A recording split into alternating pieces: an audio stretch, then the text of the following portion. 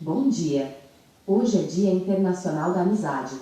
Inspirada por Milton Nascimento, amigo é coisa para se guardar no lado esquerdo da nuvem, criptografado sob 7 senhas, com letras, números e caracteres especiais. Aí é uma boa companheira, Alexa. Pessoal, nós estamos ministrando no meu canal do YouTube uma série de estudos cujo tema da série é Estudo Bíblico 3D. Aqui na nossa link da bio tem mais informações, inclusive a nossa live de segunda-feira, que foi a primeira, onde eu apresento que essa visão de leitura bíblica 3D. Você tem que ler a Bíblia em 3 dimensões, levando aspectos históricos, levando aspecto cultural da Bíblia, quer dizer, a Bíblia foi escrita por um povo de uma cultura bem diferente da nossa, brasileira ocidental. O aspecto temporal, quer dizer, a Bíblia foi escrita há 2.000, 3.000, 4.000, 5.000 anos, né? A depender do livro, a depender da escritura, anos atrás. Você tem o aspecto geográfico e vários outros aspectos. E depois você também tem a segunda dimensão, que seria o aspecto textual. Então você tem que sempre levar em consideração o texto e o contexto. Nunca tirar um versículo, uma história, um evento, uma parábola, né, um raciocínio do seu contexto. Tá? Se você tirar o texto do contexto, vira um pretexto, ok? E você também tem que levar em consideração o gênero literário da Bíblia, da enciclopédia. A Bíblia é uma enciclopédia com diversos livros e diversos gêneros literários. Por exemplo, você tem os livros poéticos, Salmos, Provérbios, Cantares. Você tem livros proféticos, você tem os apocalípticos, né? Ezequiel, Apocalipse, algumas passagens de Daniel. Você tem os evangelhos, você tem as epístolas, você tem a lei. Então você tem diversos tipos literários. E agora eu vou dar um exemplo para vocês, deixar registrado aqui nessa live. Depois eu coloco lá no meu canal do YouTube também essa gravação. Então nós temos na Bíblia diversos gêneros literários. Uma coisa é você ler um livro histórico, né? Você lê, por exemplo, Atos dos Apóstolos. Ali é uma narrativa histórica de eventos. É muito simples você entender o livro de Atos dos Apóstolos, que Lucas escreveu registrando os atos, né? Os acontecimentos do desenvolvimento, do crescimento, da expansão do Evangelho, do Reino de Deus, o crescimento da Igreja de Cristo, ali a começar de Jerusalém, alcançando os gentios, a Igreja de Antioquia, depois as missões do apóstolo Paulo, as 3 viagens missionárias, né, ali para o litoral do Mediterrâneo, depois alcançando a Europa e, por fim, alcançando a capital do Império, Roma. Ok? Então, uma coisa é você ler o livro de Atos. Eu queria ler com vocês um salmo para mostrar que você tem que ler os salmos como um livro poético, senão você não vai assimilar o 3D, uma concepção mais tridimensional dos salmos, que são livros poéticos. Primeiro que os salmos foram catalogados vários livros. Você vê aqui nos Salmos, se você abrir a Bíblia no Salmo 90 e tiver a Bíblia na versão do João Ferreira de Almeida, você vai ver aqui, ó, livro 4, Salmo 90 ao Salmo 106. Então, os Salmos foi catalogado diversos livros de cânticos. E esses salmos eram cantados. Por exemplo, Jesus na ceia com seus discípulos, né, no último momento dele com seus discípulos, na última ceia, a Bíblia registra lá, e tendo cantado os salmos, saíram. Então, dentro do relacionamento da vida espiritual e de cultura bíblica, judaica cristã, os salmos eram o inário deles, ok? E, por exemplo, nós temos aqui, ó, a gente estudou aqui nas nossas comunidades, tem uma mensagem lá no meu canal do YouTube, aqui na bio, você tem acesso ao meu YouTube, tá? Inclusive na minha bio é o link que tem na descrição do meu Instagram, chama a minha bio, a minha biografia, a minha bio, tem um link onde tem o primeiro vídeo lá do Ensino Bíblico 3D. Então, os Salmos 95 ao Salmo 100 são classificados como salmos do reino de Deus, porque esses salmos falam de Deus como rei, rei das nações, rei dos povos, fala que ele vem julgar o mundo com justiça e equidade. Então, se você pegar o Salmo 95 ao Salmo 100, você vai perceber que são salmos, né, que falam da realeza de Deus e a realeza e o reino de Deus, ok? Existe, por exemplo, outros grupos de salmos, por exemplo, o Salmo 120 ao Salmo 134, sejam 14 salmos. Isso aqui é muito interessante, porque é 7 mais 7, né? 14 salmos, 120 ao 134, são os salmos dos degraus, que normalmente nós lemos, né, e cantamos, e fazemos até atividades lúdicas, peças e etc. São chamados de salmos de romaria, os salmos de romaria. Então, durante a festa dos tabernáculos, os judeus cantavam, recitavam, meditavam os salmos 120 ao salmo 134. São 14 salmos, 7 mais 7. Isso tem um significado da numerologia bíblica. Os salmos dos degraus também. Eles eram chamados de salmo de romaria, porque o primeiro salmo, por exemplo, por que chama de romaria? Porque os judeus iam cantando na medida em que estavam subindo para a região de Jerusalém, do Monte Sião, para celebrar a festa dos tabernáculos. Então as pessoas saíam lá da Galileia, saíam de Belém, saíam das suas cidades, com as suas famílias, levando ofertas para celebrar ao Senhor no período da festa dos tabernáculos. E eles iam cantando esses salmos. O Salmo 129, por exemplo, é o primeiro salmo de romaria.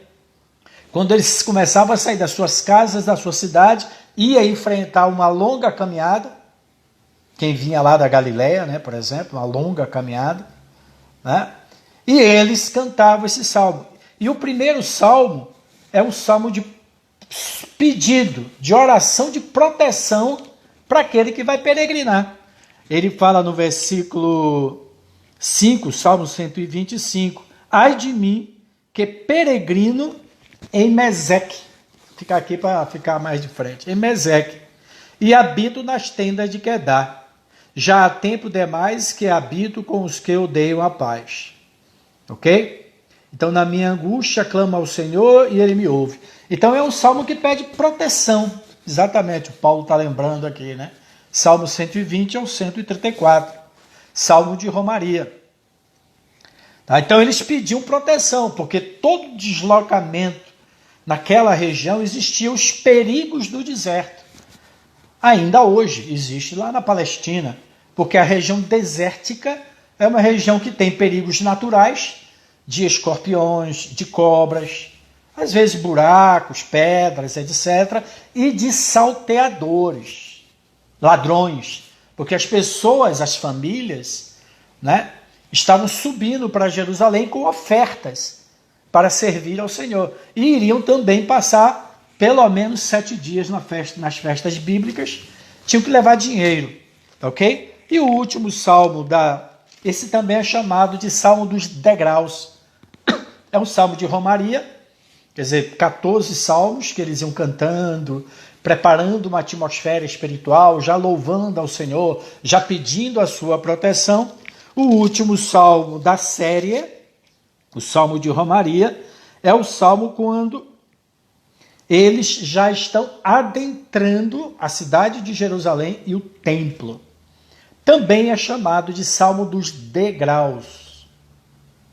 Existe uma cadência e uma elevação espiritual. Se você meditar nesses 14 salmos, você vai ver que existe uma elevação da consciência e da percepção do estar ou do adentrar na presença do Senhor, que naquela época estava no templo, né? É claro que depois do Novo Testamento, João fala sobre isso, a hora vem, e já chegou, quando os verdadeiros adoradores adorarão ao Pai em espírito e em verdade, porque são estes que o Pai busca, necessita, clama, deseja dos seus adoradores, porque Deus é espírito e importa que os seus adoradores o adorem ou se relacionem com Deus em espírito e em verdade. A conversa de Jesus com a mulher samaritana que questionava aonde estava a verdadeira adoração, no templo da Samaria ou no templo de Jerusalém. Jesus falou, nem aqui nem lá. A verdadeira adoração agora, no terceiro dia, o dia do Espírito, o dia que Jesus veio rasgar o véu, né? E logo em seguida, no ano 70, aquele templo de Jerusalém foi destruído profeticamente por Jesus, profetizado por Jesus em Mateus 24, que é a nossa série de estudos. Então aquele templo, não só o templo, mas aquela ordem, desculpa aí, aquela ordem sacerdotal, levítica, administrativa, cultual, foi encerrada. Não ficará pedra sobre pedra. Tá? Porque Deus é espírito, gente. Ele não está num templo, eu não vou acender vela para adorar a Deus. Eu não vou dar mais, oferecer, ofertar bolo, animal, coentro, colheita. Não, Deus é espírito. Tem um salmo que fala assim, né? Suba a minha oração como incenso à sua presença. Então eu não vou mais acender incenso, queimar incenso para adorar a Deus, para criar uma atmosfera espiritual. Pode ser bom, um cheirinho gostoso, relaxante, mas incenso, fumaça não traz a presença de Deus. Mas a composição dos elementos químicos, das substâncias, daquele incenso que era queimado no altar de incenso, né, dentro do tabernáculo do Senhor, ele tem um significado espiritual. Cada elemento ali significa uma qualidade de espírito do adorador. Um dos incensos é a mirra. Lembra quando também Jesus foi recepcionado, presenteado, honrado, reconhecido pelos os reis, os magos que vieram do Oriente? Um dos presentes, além do ouro, foi a mirra. A mirra era um pequeno, não era, né? Um pequeno semente que quando você aperta ela, né, amassa ela, né, no pilão, ela solta uma fragrância. Tá? Então Deus quer um coração quebrantado, porque Deus habita com o espírito quebrantado. Um homem orgulhoso, cheio de si, não tem espaço para Deus na vida dele. Mas bem-aventurados os humildes, aqueles que se esvaziam e falam, Senhor, me encha, se expanda dentro de mim. Então a primeira característica de quando você se aproxima do Deus doador, gracioso, Deus é doador, é fonte de vida. Eu tenho que me humilhar para receber de Deus. Ok? Então o Salmo 34, né? Ele já fala assim, ó, bendirei ao Senhor, vós todos servos de Jeová, que assistis na casa do Senhor, nas horas da noite, onde tinha as celebrações também. Erguei as mãos para o santuário, Salmo 134, e bendizei ao Senhor. De Sião, Jerusalém está construída sobre 3 montes. O principal e original, aonde foi erguido por Abraão o primeiro altar, foi o Monte Sião. Inclusive, sobre o Monte Sião que estava construído o templo. O templo de Salomão foi construído sobre o templo. Então, Sião, o Monte Sião, dentre os 3 montes de Jerusalém, é o monte que representa o reino de Deus. Porque o monte, ou a montanha, a pedra, é um símbolo de eternidade. Entra gerações, sai gerações, vem guerras, vem cataclismas, e o monte permanece. Então, monte, na Bíblia, é símbolo, é representação de eternidade, de constância, de firmeza.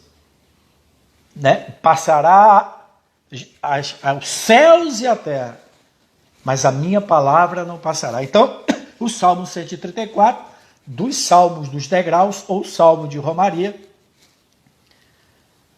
conclui com ele já dentro do templo, como ele fala aqui, assistis na casa do Senhor. Vou até pegar aqui um pouco d'água. Na casa do Senhor. Por que também ele é chamado de Salmo dos Degraus? Porque quando você ia subir ao templo, e tinha degraus.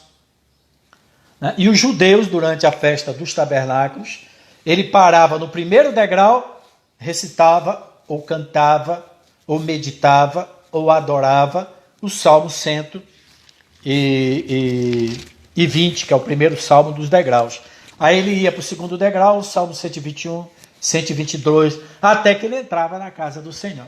Uma vez aqui na nossa comunidade de Garanhuns, há uns 10 anos atrás, e na nossa comunidade de Araraquara, quem é de Araraquara vai lembrar isso. Em Araraquara, nós fizemos uma dinâmica para enfatizar esses 14 salmos de Romaria de degraus.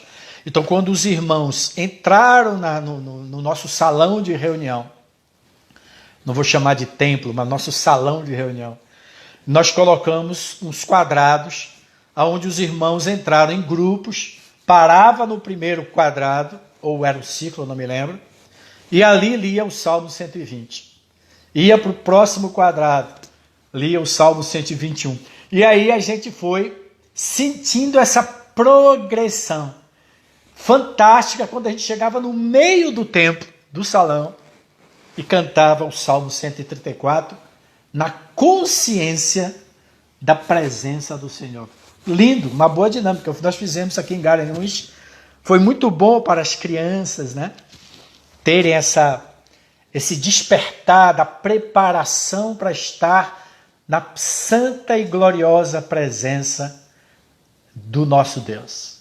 Existe uma preparação, né? Quando um rei vem a uma cidade, você vai ao encontro do rei, você tem que se preparar, tem que tomar um banho, né? Símbolo de pureza, só os puros verão a Deus. Prepare seu coração antes de ler as Escrituras, antes de orar, antes de ir à casa do Senhor. Nós temos ensinamentos em princípios elementares de doutrina, né, que é um dos nossos manuais básicos dos ensinamentos apostólicos, de como se preparar para um culto. Eu me preparei para fazer essa live aqui, eu venho meditando desde ontem. Aliás, o que eu quero mostrar para vocês, dentro dos livros poéticos, que é um gênero literário da enciclopédia bíblica, tem vários gêneros nesse conjunto de livros. Eu quero falar sobre o Salmo 136. Já dei aí, né, os Salmos do Reino, os Salmos dos Degraus ou Romaria. Agora eu quero mostrar como você lê o Salmo como um livro poético. Salmos são cânticos, gente. Você não vai ler como narrativa de Atos. Não é um livro profético, mas através de sentimentos, momentos de adoração de Davi, momentos de intercessão, momentos de angústia. Então os salmos retratam sentimentos, encontros reais com o Senhor, revelações de que na minha incerteza, na minha dúvida, no meu medo, na minha insegurança, eu habito no esconderijo do Altíssimo e descanso à sombra do Onipotente. Ele é minha rocha, ele é meu escudo, ele é minha arma. Então os salmos são muito importantes porque tratam da nossa vida e do nosso dia a dia. Seja um momento de dúvida, de perseguição, de traição, de guerra, né? de angústia, de incerteza, de alegria, de festa. Então os salmos ele tem uma narrativa, né? ou modelos para qualquer sentimento da vida humana de um cristão, porque foi escrito por Davi, por Asaf, por Moisés, né? E etc. Então o Salmo 136, nós precisamos ler corretamente este salmo, como um salmo. O Salmo 136, o título na nossa Bíblia, na versão de João Ferreira de Almeida, né, é a misericórdia de Deus. Então é um salmo que fala da misericórdia. Eu tenho aqui na minha Bíblia, uma Bíblia, se você quiser baixar, é um aplicativo, chama Bible de Strong. Strong foi um teólogo cristão que fez a melhor, mais completa e referência hoje no mundo evangélico cristão de concordância bíblica das palavras hebraicas do Antigo Testamento e do grego do Novo Testamento. Então, se você instalar esse aplicativo, depois eu vou fazer um tutorial. Alguns irmãos têm me pedido, me indica livros, aplicativos que eu possa fazer pesquisa bíblica. Então, é a Bíblia de Strong. Essa Bíblia ela vai estar o texto em inglês, mas você tem nas palavras-chave, ele tem lá H de hebraico e o número daquela palavra no hebraico. E se tiver o G do Novo Testamento, você vai ver G e o número 1000, 2000, 1200. Aí você vai ver qual é a palavra grega G e a palavra hebraica H. E você vai ter uma noção. E aqui, no Salmo 136, ele começa assim: rendei graças ao Senhor, porque Ele é bom. Então é um salmo que vai cantar a bondade do Senhor. Como Ele é bom. Então o primeiro versículo já mostra o motivo, o tema desse Salmo 136. Rendei graças, gratidão ao Senhor, seja grato ao Senhor pela bondade dele. Aí a segunda parte do primeiro versículo fala, porque a sua misericórdia dura para sempre. Aqui existe um erro de tradução. Se você pegar a versão de King James, eu tenho aqui no celular, eu não trouxe aqui, na versão de King James, ele traduz esta palavra que na Almeida está como misericórdia, na King James trata de amor. Mas, porém, contudo, entretanto, no hebraico, a palavra utilizada, aí o Arthur chegou. Depois, Arthur, você vê essa live do início, que eu falei daquele aplicativo a Bíblia de Strong. É um aplicativo, tá? E eu estava até mencionando, não mencionei o nome, mas que você entrou agora. Tá? Então eu estou lendo agora o Salmo 136. Quem chegou agora, depois a live vai estar salva, tá? E você vê do início. Então o Salmo 136, esta tradução na Almeida de misericórdia está errada.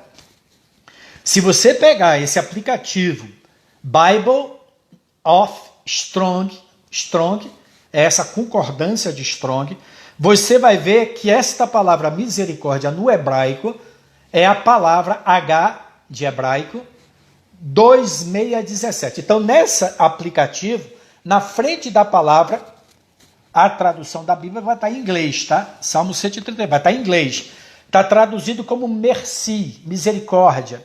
Merci, misericórdia. E tem um númerozinho em cima, H2617. Quando você clica nesse aplicativo sobre o número H2617, ele vai te mostrar que a palavra hebraica empregada no Salmo 136, segunda parte do versículo 1, é a palavra Hesed, ou Hased, H-E-S-E-D. H-E-S-E-D, Hesed, Hesed. A palavra Hesed, você vai se surpreender, e se você fizer um estudo bíblico desta palavra Hesed, 2617, da concordância de Strong, a palavra grega Hesed, a gente vai aprender no nosso curso de hebraico ano que vem, é a palavra hebraica para graça. Agora você vai entender o Salmo 136. Se pegue a sua Bíblia, pega uma canetinha, um lápis e substitua em todo o Salmo 136, são 26 versículos, substitua a palavra misericórdia, que tem na nossa tradução, por graça. A versão de King James traduz como amor. Então vamos traduzir corretamente? Rendei graças ao Senhor, porque Ele é bom, Ele é bondoso. Porque a sua graça, na versão de King James é traduzido como amor, porque a King James entende que a graça é o amor manifesto. A graciosidade, a bondade é uma expressão do amor. Eu amo e abençoo. Eu amo e dou. Não existe maior amor do que este, você dar a vida ao seu irmão. Deus amou o mundo, amou de tal maneira que deu. Deu o quê? A graça. Cristo é a graça. João capítulo 1, versículo 17, se eu não me engano. E o verbo se fez carne e habitou, tabernaculou entre nós. Ele veio, ele desceu do monte e habitou, tabernaculou é o grego, habitar é tabernaculou entre nós, cheio, o grego plessos, repleto, transbordante de graça e de verdade. Então Cristo, Deus amou o mundo de tal maneira que deu a graça personalizada em Jesus. Cristo é um dom, é uma manifestação da graça, que me perdoou independente de obras, que me salvou independente de merecimento, que me perdoou todos os meus pecados pela graça, que me salvou pela graça, que me deu o Espírito Santo pela graça. Então o Salmo 136 é um louvor à bondade e graça ou amor manifesto de Deus. Hesed. Ok? Agora, eu vou ler esse salmo e você vai ter um novo entendimento para você meditar esses dias no Salmo 136. Rendei graças ao Senhor porque Ele é bom, porque a sua Hesed, o seu amor manifesto, a sua graça dura para sempre. Rendei graças ao Deus dos deuses, porque a sua graça dura para sempre. Rendei graças ao Senhor dos senhores. Ele é o Deus dos deuses, Ele é o Senhor dos senhores. Ele é o Senhor sobre os senhores, sobre os reis, né? Sobre o seu pai, sobre a sua mãe, que também é um senhor e uma senhora. Então, todas as pessoas que você deve o respeito de senhor, seja um rei, um governante, um presidente, né? Um juiz, nós chamamos de senhor. Ele é o Senhor de todos esses senhores. Que lindo, hein? Agora você percebeu que ele faz uma citação e repete nesse salmo, porque a sua graça dura para sempre, porque a sua graça dura para sempre, porque a sua graça dura para sempre. Você percebeu? Ele faz uma afirmação e aí tem uma repetição, porque a sua graça recebe, o seu amor manifesto dura para sempre. Por quê? Porque esse salmo é um cântico, gente. Você tem que ler isso aqui como um cântico. Agora imagine você, faça isso na sua igreja. Eu sugiro que você pegue esta mensagem, compartilhe com os irmãos da sua igreja. E nesse final de semana, no culto de sábado, no culto de domingo, viu aí Arthur, Paulo, né? O Eudes está aqui, querido irmão de São Paulo, o Osasco, o Carapicuíba, né?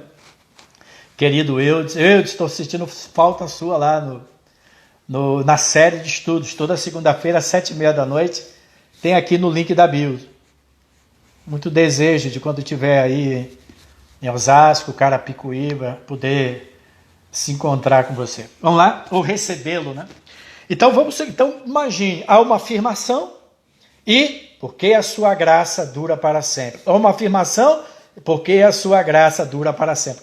Então, como é que esse cântico, esse louvor era cantado na igreja? Imagine, faça isso na sua igreja, coloque os homens de um lado, as mulheres do outro. Ou não separe por sexo, separe 2 grupos de irmãos na sua igreja. Homem e mulher talvez dê uma sonoridade, uma coisa bonita. Vou explicar o porquê. Mas separe 2 grupos na sua igreja. Um vai ler a primeira parte do Salmo. Rendei graças ao Senhor dos Senhores. Aí o outro grupo faz o coro, o coral. Porque a sua graça dura para sempre. Rendei graça ao Senhor dos Senhores, porque a sua graça, o outro grupo, dura para sempre. Entendeu? Faça essa experiência. Faça essa experiência. Deixa eu ler aqui um pouco desse salmo. Continuando, versículo 3. Rendei graças ao Senhor dos Senhores, porque a sua graça dura para sempre. Ao único que opera grandes maravilhas. E agora vai ser descrito as maravilhas. Porque a sua graça dura para sempre. Àquele que, com entendimento, fez os céus. Porque a sua graça dura para sempre. Tá legal? Agora, para finalizar, vamos ler só as afirmações. A primeira parte de cada versículo, tirando o coro, porque a sua graça dura para sempre. Se você pegar só a primeira parte de cada um dos 26 capítulos do Salmo 136, você vai ver a revelação. Com aquele coro no final. Olha que coisa linda. Imagine, eu vou ler agora só o primeiro versículo. A primeira parte, né, de cada versículo. E você vai ficar com aquele fundo musical. Olha aí uma outra coisa que você podia fazer aí, Arthur e Araraquara, né? Enquanto os irmãos estiverem lendo a primeira parte de cada um dos 26 versículos do Salmo 186, o outro grupo dos irmãos, talvez com um instrumento bem suave, de preferência de sopro, um teclado, uma flauta ou um violão só dedilhando, enquanto o maior grupo de irmãos recita a primeira parte de cada versículo, deixa aquele fundo musical dos outros irmãos, porque a sua graça dura para sempre. Uma afirmativa, porque a sua graça dura para sempre. Tá legal? Já está imaginando aí, né? Linda Benedita. Vou ler para vocês apenas a primeira parte de cada versículo desse salmo. O piano, olha aí, Arthur. Pega aí o seu filhinho ali na bateria, só para dar um ritmo, né? O Augusto. Tá legal? Vamos ler a primeira parte para encerrar aqui? Vamos lá. Salmo 136, 1, sempre a primeira parte dos versos. Alguns a gente tem que ler completo, tá? Mas fala assim, ó. Rendei graças ao Senhor, porque Ele é bom. Porque a sua graça dura para sempre. Eu não vou estar lendo o coro. Vamos lá, ler só a primeira parte? Rendei graças ao Senhor, porque Ele é bom. Rendei graças ao Deus dos deuses. Rendei graças ao Senhor dos senhores. O único que opera grandes maravilhas. Está vendo que existe um raciocínio? Que se só pega se você tirar o couro. O pano de fundo É porque a sua graça, o seu amor manifesto, dura para sempre.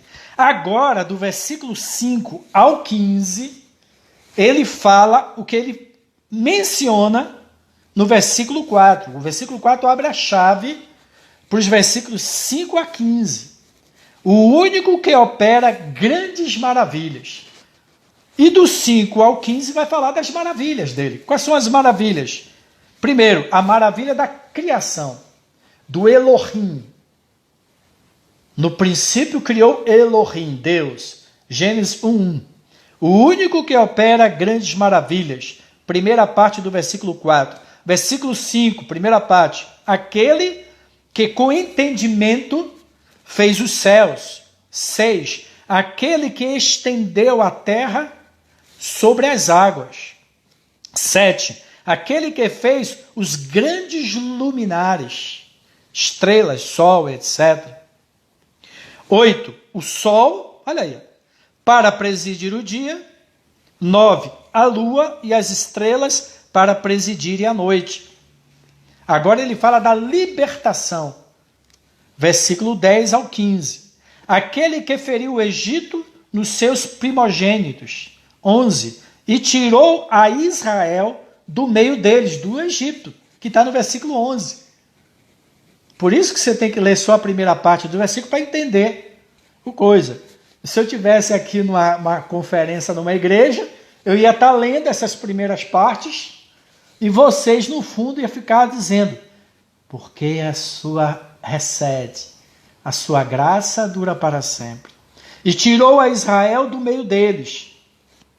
12. Com mão poderosa e braço estendido. 13. Aquele que separou em duas partes o mar vermelho. Eu vou ler direto agora, tá, gente? Não vou estar citando o versículo, senão você vai perder a cadência, o fluir do texto da revelação. E por ele, entre elas fez passar Israel entre o mar. Mas precipitou no mar vermelho a Faraó e ao seu exército. Aquele que conduziu o seu povo no deserto. Aqui já está falando o quê? Do Êxodo. Aquele que feriu grandes reis, quando o povo estava no deserto e quando entrou em Canaã. E tirou a vida a famosos reis. Assim como ele vai abater nos nossos dias o império da China. O império do Japão foi desfeito, né? Quando a equipe apostólica enviou a Célia, a irmã Célia, japonesa, Célia, esqueci o sobrenome dela, Paulo Barreto pode escrever aqui, Célia, esqueci o sobrenome, enviou ela, né, para levar e proclamar o reino de Deus a partir do sol nascente do Japão, né, e ela passou num concurso, né, lá do japonês, e foi recebido pelo último imperador japonês, o Hirohito. Ela desceu do avião, e dentre outras pessoas brasileiras, descendentes, foi um concurso feito para descendentes de Nisei, e ela passou e foi com algumas pessoas. Quando ela desceu do avião, em 1988, 89, se eu não me engano, quando ela desceu, foi saudada, recepcionada por Hirohito, o último imperador do Japão. Quando ela apertou, ela falou, o Senhor te abençoe. Então, o império, né, a descendência imperialista japonesa encerrou ali.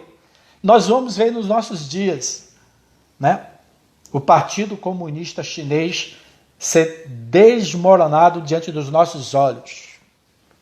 Versículo 19, para encerrar. E Seom, então ele fala os reis que foram destruídos. 18. E tirou a vida a famosos reis. 19. A Seom, ele cita, rei dos amorreus. A Og, rei de Bassã, cujas terras deu em herança. Em herança, versículo 22, a Israel. Quer dizer, Deus destruiu aqueles reis, aqueles impérios, e os mansos herdarão a terra.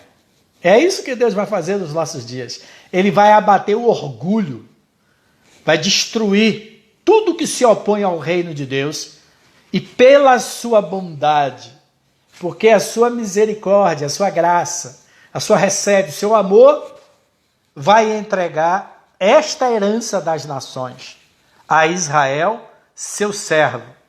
23. A quem se lembrou de nós em nosso abatimento, e nos libertou dos nossos adversários, e dá alimento a toda a carne. E encerrando o versículo 26, tributai louvores a Elohim dos céus. Toda vez que você vê no Antigo Testamento a palavra Deus, normalmente é a palavra Elohim. Está se referindo ao Deus Criador. E toda vez que você vê a palavra Senhor, é a palavra Yahvé, Jeová, o tetagrama. Tá? É por isso que às vezes no Antigo Testamento se fala, o Senhor é o nosso Deus.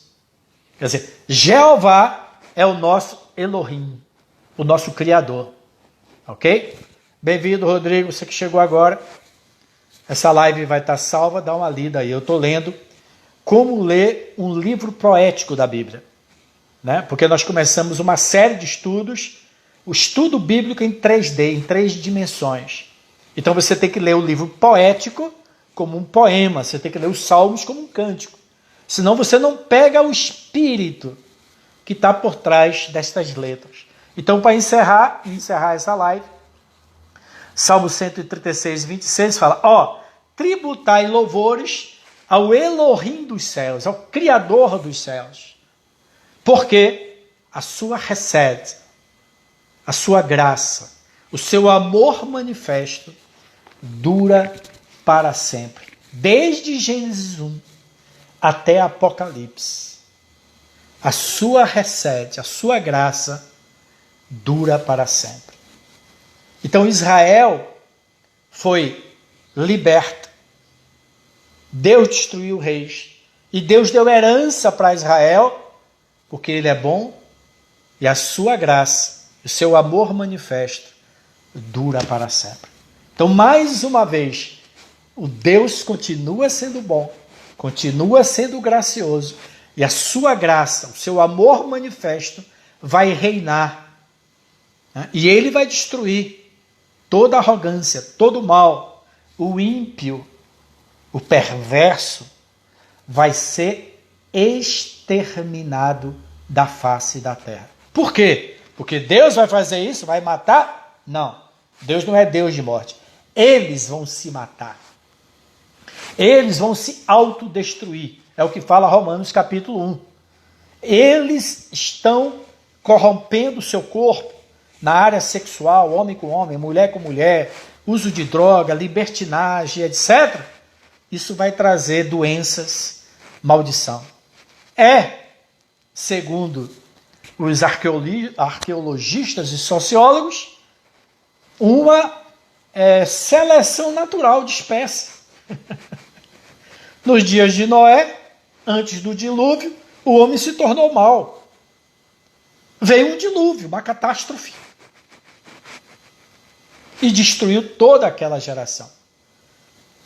E a geração, 8 pessoas. 8 pessoas. Noé, 3 filhos, Noé, esposa, 3 filhos com as suas 3 esposas. 8 pessoas. 6 mais 2. 8 pessoas foram preservadas e surgiu a partir da semente de Noé e sua esposa, seus filhos e suas noras, todas as nações do mundo que nós conhecemos hoje pós-dilúvio.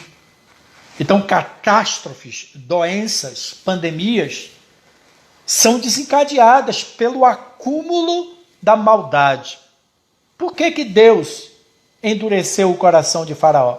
Para que a maldade, a rebeldia, a oposição às coisas de Deus, ao cristianismo e ao reino, completasse a medida da iniquidade que justifica legalmente o juiz aplicar a lei.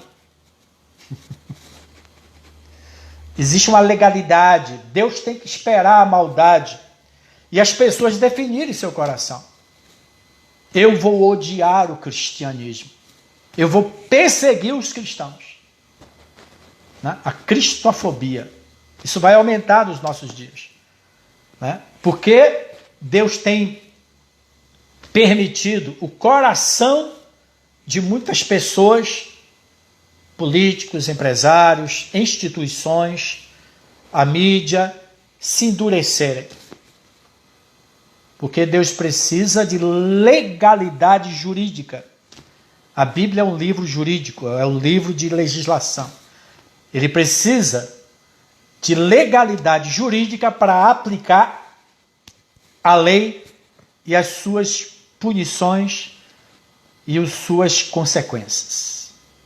Então que Deus nos abençoe. Na próxima segunda-feira, no meu canal do YouTube, tem um link aqui na bio, é o link que tem na descrição. Bio é biografia do meu Instagram, na bio. Você clica lá, me segue no Instagram, Estudo Bíblico em 3 dimensões. Deus abençoe, boa sexta-feira. Né? Esses compartilhar são espontâneos, tá, gente? Ontem eu ministrei esse salmo na igreja aqui de Garanhuns. Nós temos um culto de intercessão. É uma reunião rápida, né? E nós tivemos o culto ontem. Aí eu lembrei para os irmãos o que eu passei para vocês. E eu decidi compartilhar aqui no meu Instagram, para que você possa ser edificado, assim como nós fomos edificados. Deus abençoe. Segunda-feira, 19h30, no canal do YouTube Rai Barreto. Rai de Raimundo, Rai Barreto. Estudo Bíblico em 3D. Na próxima segunda-feira, nós realmente agora, a primeira que já tem o vídeo aqui na minha Link Bio, eu explico o que é esse conceito, essa visão 3D de leitura da Bíblia. Você precisa ler a Bíblia vê-la em 3 dimensões. Eu não ouso dizer que é 4 dimensões, porque em Filipenses fala que nós precisamos conhecer o comprimento, a largura, a altura e profundidade, 4 dimensões de Cristo. Eu só me atrevo a dizer 3, porque a 4ª dimensão é a dependência do Espírito Santo. As 3 dependem de você. Lembrar o aspecto histórico, geográfico, cultural, estudo, pesquisa. Isso eu vou dar muita coisa para vocês. A segunda é a questão textual, texto e contexto. A terceira é se aprofundar nos idiomas hebraico e grego que foram escritos predominantemente no Antigo e Novo Testamento. Eu estou preparando um curso de hebraico para vocês para o ano de 2022. Eu não sou professor de hebraico, eu estou tomando um curso de hebraico, estou resumindo, tornando de forma mais didática e vou disponibilizar para você ter a sua experiência. Então, estudo bíblico em 3D. A 4ª dimensão depende do Espírito Santo. Você vai pesquisar, vai meditar, aí o Espírito Santo vai te trazer a 4ª dimensão. Até mais, até segunda-feira. Espere lives aqui, eu não vou avisar, não vou dizer que... Algumas lives eu vou avisar, eu estou querendo ministrar um assunto fantástico, ou na próxima quarta-feira, aí eu vou fazer uma chamada, vou lembrar, etc. O importante é que está gravado aqui, você pode compartilhar nessa setinha, esse aviãozinho, né? Lembra que você fazia aviãozinho na sua escola? Esse aviãozinho aqui, ó, é para você jogar, ó, para outras pessoas. Então compartilhe esse vídeo para sua igreja, para os seus irmãos, para a sua família, para os seus grupos do WhatsApp e nos aguarde aí em outras lives espontâneas ou programadas. Bom dia, muito obrigado por estar aqui comigo.